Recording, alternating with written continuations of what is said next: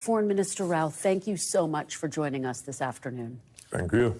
So let's start off with these extraordinary scenes that we are seeing play out on the streets of Russia. People protesting, some even leaving the country, men saying they do not want to be a part of the draft.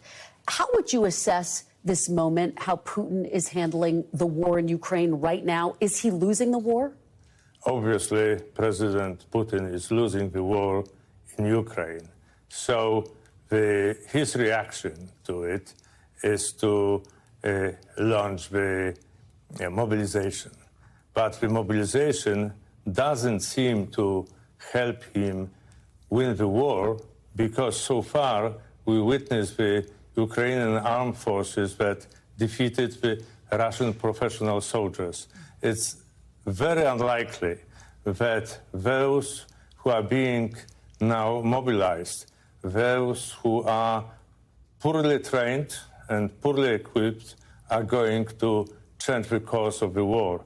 But on the other hand, the mobilization as such can mean a breakthrough, but somewhere else, at the Russian domestic front, because so far the war was so popular, at least for the majority of the Russian population, up to 80%. And now every Russian family will have to take their own position towards the war, knowing that their loved ones can be sent there and they can be killed there. He's losing the support of his own people, it sounds like, is what you're saying. Well, I believe this is going to be a longer process, but the direction of this process, it has been already determined. We are seeing a final day of voting for these referenda that are taking place in the Russian-held territories of Ukraine. How concerned are you about a further escalation if Putin feels as though he is being backed into a corner?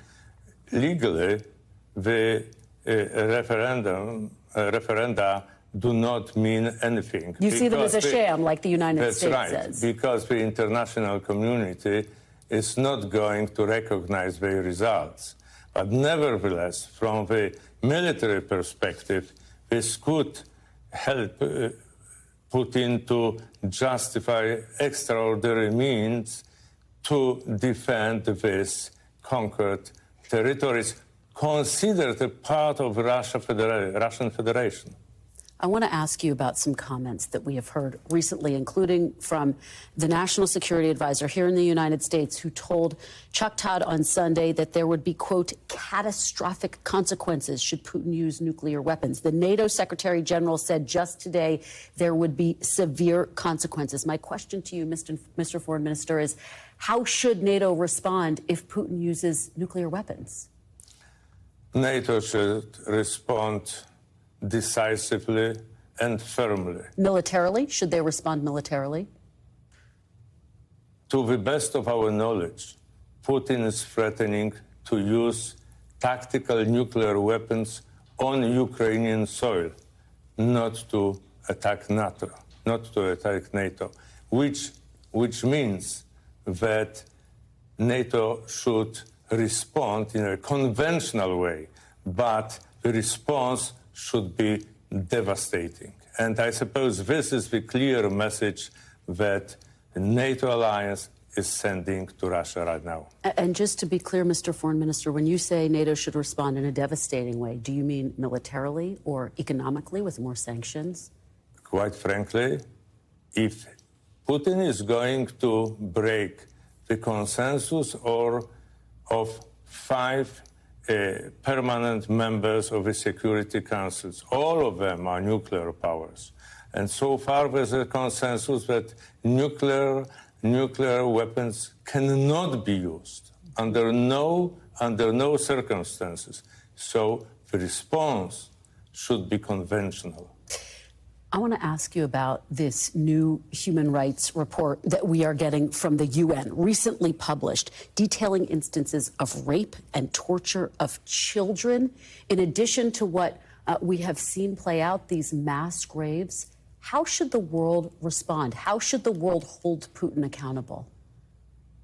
The world should respond in the only way that is left to all human moral beings. Those who are guilty of the atrocities have to be held accountable. And the international community has to join forces in order to make it clear that regardless of the outcome of the war, regardless of many other things and events, those responsible are going to be brought to justice. Very quickly, my last question. Poland has taken in more refugees, at least 1.3 million, than any other country, and yet there are these reports of fatigue. Poland's also facing potentially inflation, the largest possibly in all of Europe. How can you balance continuing to help the people of Ukraine while dealing with your own economic challenges? Very briefly, we in Poland have solidarity in our DNA. And this is our approach that is good for better and good times. Okay.